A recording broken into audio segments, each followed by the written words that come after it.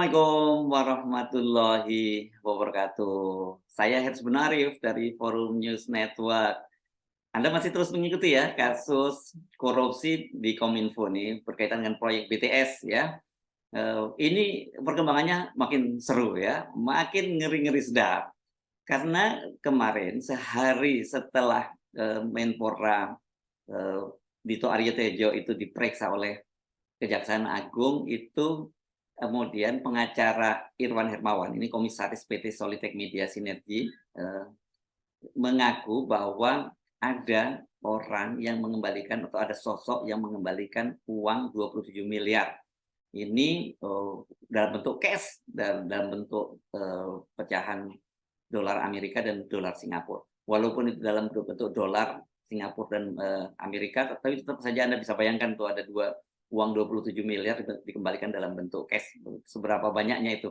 Nah, yang menjadi menarik dan menjadi spekulasi, siapa ini orang yang mengembalikan ini? Karena kasusnya ini kok kemudian seperti sekuennya nyambung banget gitu ya, bahwa hari Senin itu tanggal 3 Juli 2023 ya, itu Dito Aryo Tejo itu diperiksa oleh Kejaksaan Agung ya.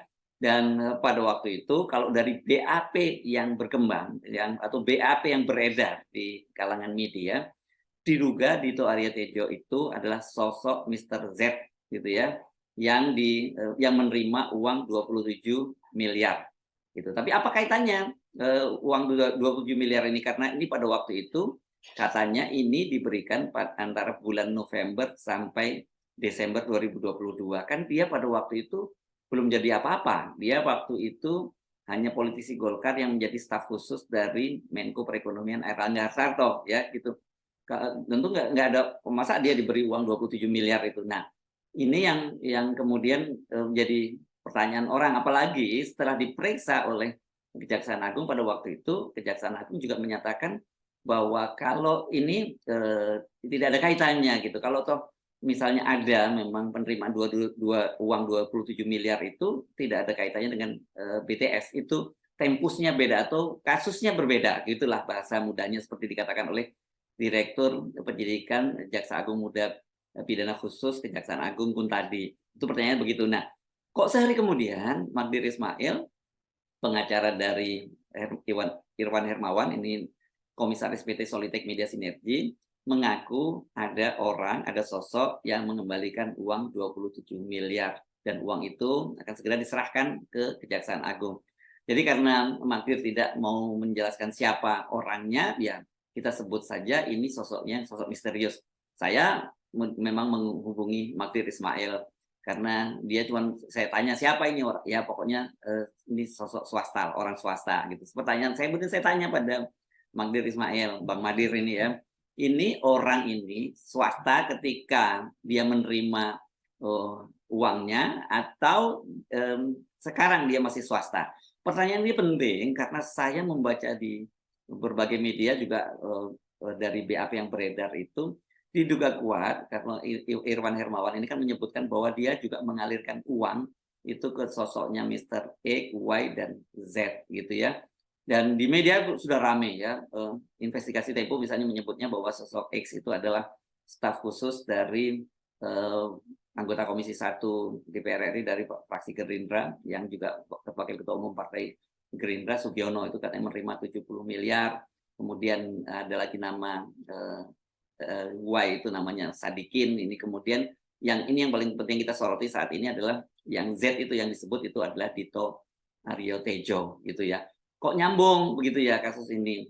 Tapi kalau kemudian sampai sekarang kan Kejaksaan Agung masih belum mau menyebutnya itu, dan Magdir Ismail juga tidak mau menyebutnya itu gitu. Dia hanya menyebut itu sosok swasta gitu ya. Ini yang saya kira sekarang jadi spekulasi yang sangat menarik, dan ini menjadi beban berat ini buat Kejaksaan Agung. Kita tahu kan Irwan ini dalam BAP dari Kejaksaan Agung disebutkan bahwa dia mengumpulkan uang sebanyak 243 miliar itu daripada supplier, daripada vendor proyek-proyek untuk pengadaan BTS ini ya. Ini kan proyek BTS ini merupakan proyek di Kominfo itu tahun anggarannya 2020 sampai 2022 dan ini berupa penyediaan menara Base Transceiver Station. BTS itu singkatannya itu ya, Base Transceiver Station, 4G dan infrastruktur pendukung 1, 2, 3, 4 dan 5 di bakti Kementerian Kominfo. Untuk apa uang itu sebanyak 243 miliar itu kaitannya katanya untuk apa? Untuk uang menutup kasus itu. Atau jadi ini adalah peran dari maklar kasus gitu ya, karena ini kan kalau dari pemberitaan media yang beredar dan juga sekarang ada sedang melakukan gugatan di Pengadilan Negeri Jakarta Selatan, yakni gugatan pra peradilan berkaitan dengan kasus ini yang dilakukan oleh 2 LSM, salah satunya Maki, yang menyebut memang ada beberapa klaster ini dalam soal kasus korupsi BTS Kominfo itu, selain klaster di para pengambil keputusan, para pejabat itu, kemudian juga yang ada di Kominfo dalam hal ini Johnny G. Plate, itu juga ada di kalangan supplier dari para vendors-nya itu, dan juga ada kasus di klaster maklar kasus. Ini yang sekarang ini mencoba nutupi kasus ini gitu dengan uang tadi ratusan miliar tadi. Tapi masalahnya walaupun BAP itu sudah beredar luas dan media menyebutnya dengan jelas begitu, Irfan itu seperti dikatakan oleh pengacaranya juga dan diakui oleh Kejaksaan Agung, dia tidak pernah mau menyebutkan siapa sesungguhnya Mr. X, Y, dan Z ini, ya, karena dia mengaku bahwa dia tidak mau membuka di penyidikan itu. Pada waktu itu dia menyatakan dia akan membukanya di pengadilan. Soal inilah yang diakui oleh Magdir, itulah dia yang selama ini menjadi masalah. Dia, maksudnya Irwan Hermawan itu punya ketakutan untuk membongkar siapa maklar kasus tersebut.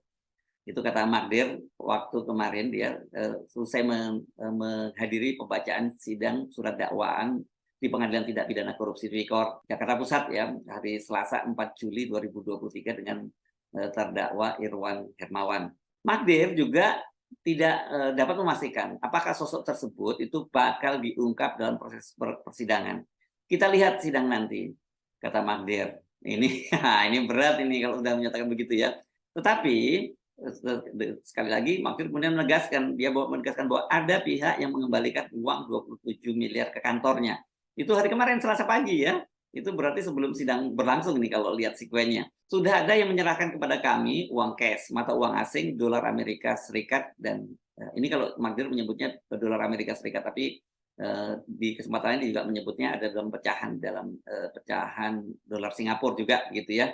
Sejak awal proses penyidikan di Kejaksaan Agung, kata Magdir, ada pihak yang mengaku dekat dengan seorang menteri dan aparat penegak hukum yang bisa membantu agar perkara yang ditangani ini tidak meluas. Ya, ini jadi jelas ini kasusnya ini adalah maklar kasus gitu ya, tidak langsung terkait dengan korupsinya di BTS gitu.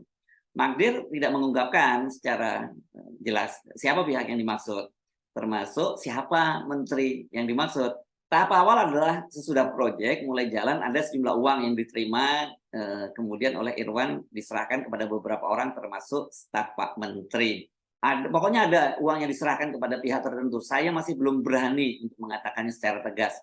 Tetapi ini juga adalah upaya untuk mencegah agar masalah atau hal-hal yang berhubungan dengan proyek ini tidak menjadi masalah besar dan meluas. Dalam proses penyidikan itu, kata Magdir, pihak-pihak yang sebelumnya menghubungi Irwan Hermawan itu meminta uang itu dan kemudian mereka menjanjikan bahwa perkara ini tidak akan dilanjutkan di Kejaksaan Agung.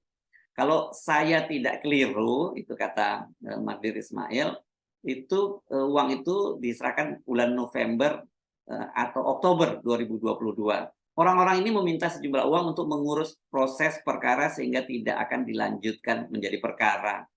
Karena itu, kata Magdir, dia meminta agar persoalan terkait adanya dugaan peredaran uang dalam proses penanganan perkara ini dapat diusut oleh Kejaksaan Agung. Saya kira kita serahkan ke pihak Kejaksaan Agung sajalah. Tapi bahwa ini sekarang kita sudah terbuka, paling tidak dalam pemberitaan ada uang gelap yang beredar dan uang gelap ini berhubungan dengan proses di Kejaksaan Agung. Saya kira itu jadi tanggung jawab moral mereka untuk membukanya. Seperti kita ketahui, kan Kejaksaan Agung itu telah memeriksa Menpora. Pada waktu itu Direktur Penyidikan di Kejaksaan Agung, di Jaksa Agung Muda Pidana Khusus pun tadi menyatakan Dito Aryo Tejo itu diperiksa selama 2 jam dan diajukan 24 pertanyaan. Nah, ini jadi orang bertanya-tanya, kok 24 pertanyaan, kok cuman 2 jam ya? Apakah ini pertanyaannya multiple choice atau jawabannya iya atau tidak? Dan itulah yang pada waktu itu kemudian muncul publik dan netizen itu heboh. Sebab Kepala Pusat Penerangan Hukum Kejaksaan Agung Iketut Sumedana mengatakan aliran uang yang mencatut nama ya disebutnya nama Dito di BAP itu itu menjadi pemeriksaan bagian dari pemeriksaan saksi ya kalau kemarin jadi statusnya Dito itu dan usai pemeriksaan seperti dikatakan oleh tadi bahwa dugaan aliran dana kepada Dito Aryo Tejo itu tidak ada kaitannya dengan kasus korupsi BTS. Terkait dengan menteri, pertanyaannya tentu saja tidak bisa kami sampaikan di sini. Namun yang jelas peristiwa tersebut kalau toh benar adanya nanti, itu di luar tempus peristiwa pidana BTS. Jadi tolong dibedakan, itu kataku tadi. Nah, pasti ada bingung dong ya. Nah, kalau tidak ada kaitannya dengan BTS, kasus apa dong? Ya itu tadi, kalau menurut penjelasan Magdir, ini kasusnya dalam urusan maklar kasus, gitu ya. Nah, ini saya membaca juga di Kompas itu ya. Kalau yang tadi yang Anda jelas misalnya di investigasinya Tempo itu sangat jelas gitu. Disebutkan bahwa uang itu mengalir ke Dito, tapi Dito sudah membantah ketika ditanya oleh Tempo. Dia menyatakan dia tidak ada kaitannya itu dan dia menduga mungkin mirip namanya dan dia disangkut pautkan saja dengan kasus itu gitu. Tapi kalau di Kompas menyatakan bahwa pemanggilan Dito Aryo Tejo tersebut memang diduga terkait dengan keterangan dari Irwan Hermawan yang menyebut adanya aliran uang ke beberapa pihak termasuk Dito. Dan kalau menurut berita di acara pemeriksaan di BAP itu terdapat aliran dana kepada Dito itu antara November sampai Desember. Kalau tadi Magdir menyebutkan antara Oktober November ya 2022 dan totalnya 27 miliar. Jadi kok angkanya pas ini ya sama 27 miliar itu. Irwan ini posisinya dia adalah pengusaha yang ikut terseret dalam kasus korupsi BTS itu bersama Menteri Kominfo Johnny G. Plate dan serta 6 orang tersangka lainnya. Dan ini kan sidangnya dibedakan. Kalau Johnny G. Plate sudah pekan yang lalu diperiksa sidang perdananya dan kemarin memasuki sidang yang kedua. Kalau Irwan Hermawan ini dia baru sidang perdana. Jadi masih pembacaan dari dakwaan jaksa. Nah, di dalam proses penyidikan oleh Kejaksaan Agung itulah Irwan kemudian mengaku kepada penyidik mengumpulkan uang dari para vendor yang mengerjakan proyek BTS jumlahnya 243 miliar. Uang itu yang kemudian kata dia dialirkan kepada sejumlah pihak diantaranya dengan tujuan untuk menghentikan proses penyelidikan yang dilakukan oleh Kejaksaan Agung terkait dugaan korupsi proyek itu. Nah, dalam proses itulah nama Dito Aryo Tejo muncul sebagai orang yang diduga menerima uang.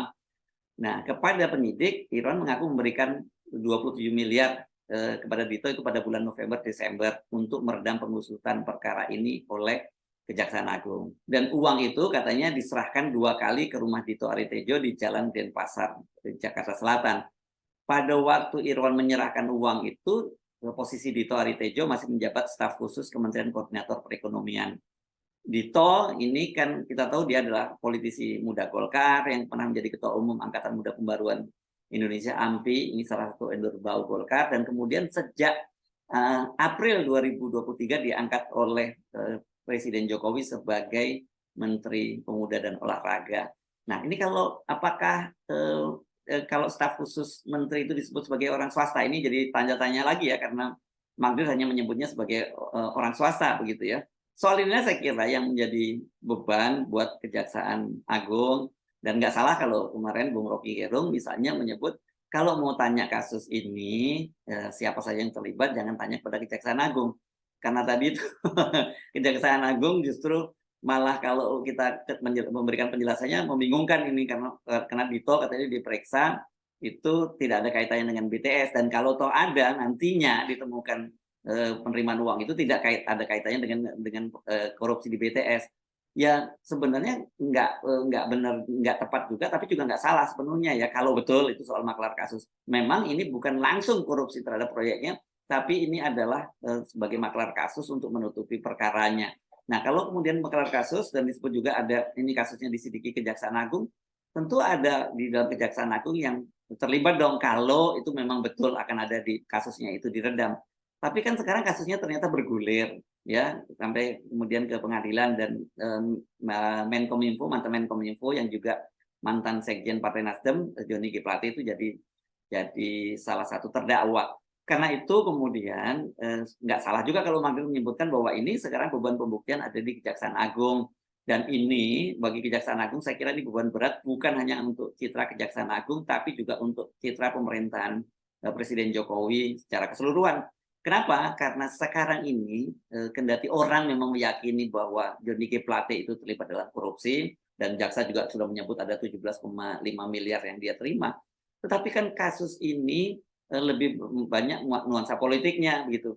Dan kenapa? Karena Nasdem itu sekarang berada di kubu oposisi mendukung Anies Baswedan sebagai calon presiden pada Pilpres 2024. Nah, kalau kemudian ada nama-nama yang terlibat dengan kasus ini dan itu berasal dari politisi lain, dari partai pendukung pemerintah itu kemudian tidak dilanjutkan, ya kemudian jangan salahkan kalau publik berkesimpulan kasus ini hanya digunakan untuk menghajar lawan politik. Jadi ini istilah klasiknya adalah tebang pilih. Kita ingatkan selain sekarang ini menyambar nama Dito dan kemudian kalau nama Dito ini kan kemudian tentu saja dikait-kaitkan dengan posisi dari Erlangga ya karena dia pernah jadi staf khusus dari Erlangga Hartarto dan apakah kemudian yang disebut staf Pak Menteri itu adalah Dito dan itu adalah stafnya Erlangga dan ini yang saya kira perlu dibikin jelas. Tapi kalau saya baca ada keterangan dari politisi Golkar Dev Akbar Laksono yang membantah keterkaitan Erlangga Hartarto. Dia minta agar hari itu tidak dikait-kaitkan, apalagi kata dia kan kemarin penjelasan dari Kejaksaan Agung juga bahwa itu tidak ada kaitannya dengan korupsi di BTS.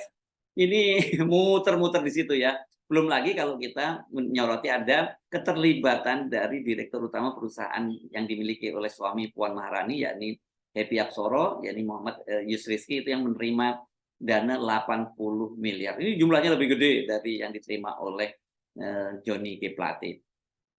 Bagaimana menurut Anda? Ini kalau nggak dibikin jelas, ini malah akan jadi fitnah kemana-mana ya. Banyak orang-orang yang harusnya tidak bersalah, ini disebut bersalah. Dan kemudian ada orang-orang yang bisa tersandra. Ini Pak Erlangga Hartarto, dan juga saya kira mungkin Dito juga akan tersandra kalau ini nggak dibikin jelas ya.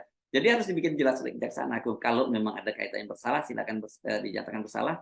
Kalau tidak, segera diklarifikasi. Nah, tapi kalau kita lihat sekarang publik distrust yang meluas, ini orang cenderung kalau bantahan dari aparat pemerintah, dari pejabat tinggi itu dianggap itu ya sebagai sebuah pembenaran gitu. Hanya ngeles saja. Ini bahaya kalau udah sampai levelnya seperti itu. Saya Harus Menarif dari Forum News Network. Sampai jumpa lagi. Wassalamualaikum warahmatullahi wabarakatuh.